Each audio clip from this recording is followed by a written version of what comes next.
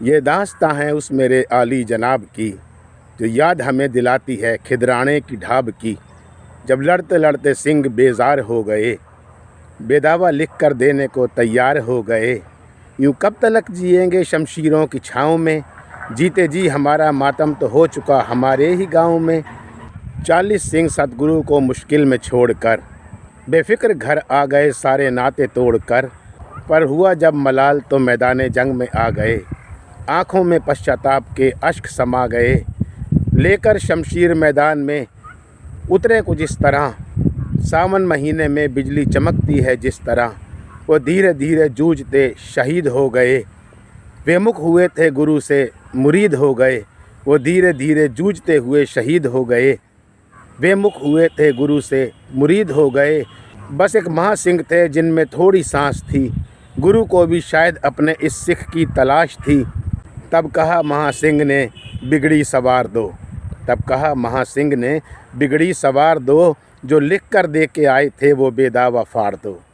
सतगुरु बेदावा फाड़ के मुस्कुरा कर यूँ कहा, चरणों में जगह देंगे गुरु नानक पातशाह। तुम हो सुपुत्र देश के और मेरे लाल हो, तुम हो सुपुत्र देश के और मेरे लाल हो। देश धर्म पर बलिदान की अद्भुत मिसाल हो। इतना सुन महासिंह जी गुरुचरणों से जुड़ गए और गुरु जी की गोदी में ही उनके प्राण पखेरु उड़ गए। होते हैं जो वतन परस्त कभी ना उम्मीद नहीं होते, वतन अजीज़ से करें दगा कभी काबिल दीद नहीं होते।